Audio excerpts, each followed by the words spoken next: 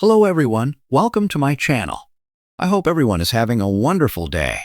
Before starting the video, please go ahead and hit the subscribe button and give this video a like up. Melissa Navia has heard the fans of Star Trek Strange New Worlds for 3 years, and she's thrilled to finally deliver the Ortegas episode they wanted. Directed by Andrew Kutz and written by Alan B. McElroy, Star Trek Strange New Worlds Season 3 Episode 9 finally gives Navia's Lieutenant Erica Ortegas the spotlight. Navia carries Star Trek Strange New Worlds Season 3's penultimate episode.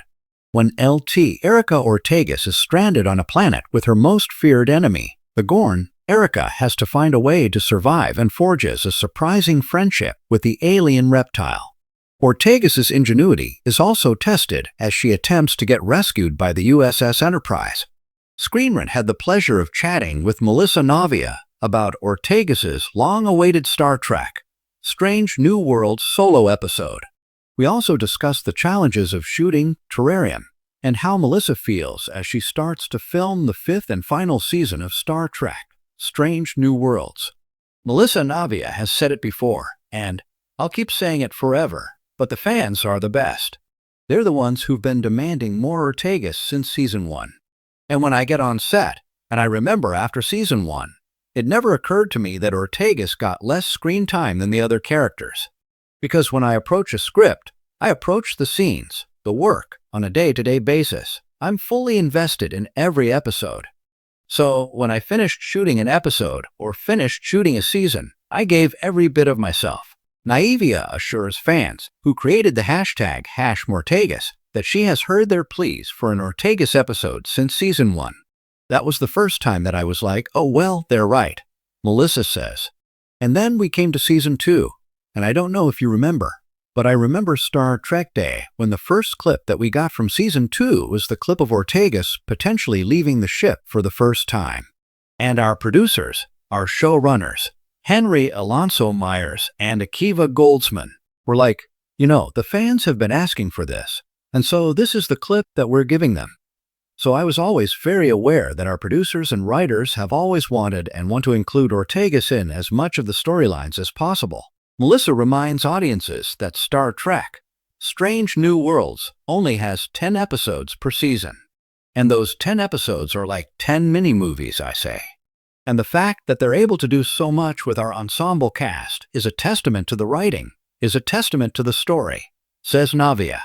So now in Season 3, when I got the news that we were doing this big, massive episode, I was just like, I hope that the fans absolutely love it. I have a funny feeling that there are going to be fans who will absolutely love this, appreciate, understand it, and who are going to be like, we still want more. But that is a good problem to have. Melissa Navia jokes about how LT Erica Ortegas' missions away from the Starship Enterprise are cursed. It's kind of like, if there was a beach destination that she was craving, that is not what she's getting. Navia laughs. The interesting thing about this one, of course, is that she's sent because they know that she can do the mission. She's the one who can fly in and out of it. And then what ends up happening is that nothing goes to plan.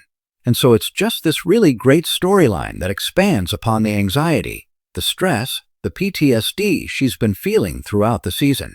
And how does she overcome that? Melissa Navia points out that the best Star Trek is about life. It's how do you overcome when things do not go to plan? Which is life, right? Melissa says, I love that she was able to play with that. I love that she got all these opportunities to work really solo, but also across from our Gorn, our fantastic stuntman, Warren Shearer. I actually thought that the most difficult part of the episode was going to be acting opposite the Gorn. And it was the easiest part because the special effects, the work that went into everything that makes the Gorn, it just really was like I was acting opposite a sworn enemy. And then, of course, someone who becomes a friend.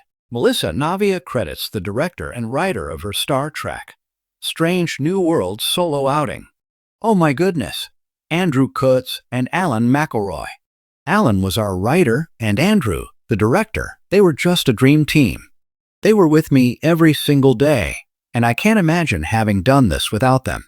In terms of understanding the character, Ortegas, and in terms of understanding the world of Star Trek the world of Strange New Worlds. They just infused so much into the shooting of every day. They infused so much into how I went into it. Does that make sense? We really were a team. I don't know how we would have done it if it wasn't the three of us.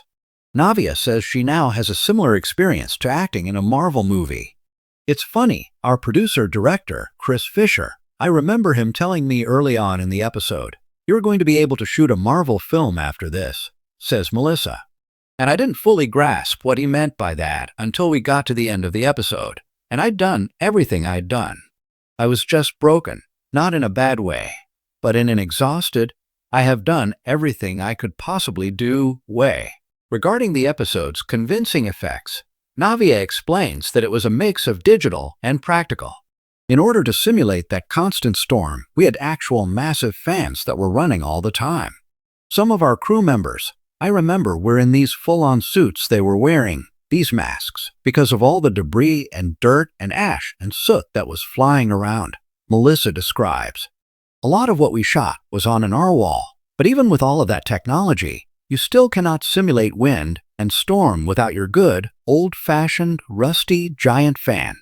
It took me many months to get my voice back after everything that we did on that set. Melissa Navia recalls just how solo her Ortegas episode was. I think the rest of my cast, I believe they all went on vacation for. I keep saying 8 days, but it might be more. Might be less. Not together. They went on solo vacations, but it was just like, that's the best way to describe how much of this episode was me. Which was funny, because I've been asking for an episode. I didn't know they were going to give me the entire episode. Melissa also says there's more to the episode that fans haven't seen. We shot so much that when I saw the final cut, there's so much that we shot that didn't even get into there. We definitely shot more. Navia also loved Ortegas' resourcefulness in a crisis. When she's just like, "All right, we're going to be able to figure this out." I love that, Melissa says. She gives a little shout out to Beto, to her brother, played beautifully, perfectly by Minor Lucan. When you feel as broken and downtrodden, and as unsure of yourself as she has been feeling throughout the season, in those moments you hearken back to your family, to the people that you would love to be there to see you accomplishing these things. In order to survive, Erica displayed her surprising skills equal to a Starfleet engineer, revealing new dimensions to her character.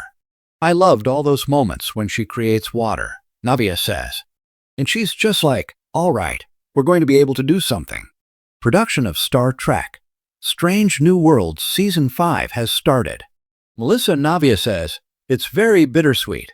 You know, I keep telling everybody, and the rest of our cast is doing it as well. All of Strange New Worlds has kind of existed in this world where it was like almost impossible to exist. We were created in a pandemic, essentially. And so much of the press that we've done has been virtual. As soon as we get good news, we also get news that might not be as exciting, right? So, you guys heard Season 3 is coming out, and then you're like, Season 5 is coming out. And they're like, we'll be shooting Season 5, but also we're ending with Season 5. And it's just like, again, that's life, right? Where there's so much, you take all the things, and you try to balance them out. And you being the fans, the audience, our journalists. You guys have so much Strange New Worlds still to come, Melissa reminds us. For me, it's exciting because I know that for the next couple of years, new Star Trek will be coming out. New Strange New Worlds, in particular. We also have Starfleet Academy coming out as well. As we're going into Season 5, there's a bit of, like, we know that it's the end. But every end is the beginning, if you will, Navia muses. I think we're all really looking back at the last 4 seasons and appreciating them so much. And this show has done so much for me in my life, in my work. It has just enriched it in so many ways that I couldn't have expected, and a massive part of that is the fans. So I am so happy for the fans to see the rest of Season 3, and to tell them that Season 4 is amazing. And now here comes Season 5. We were not expecting to jump in so quickly, but now that we're here, I'm like, bring it on. Thanks for watching this video. Please subscribe to our YouTube channel and stay with us.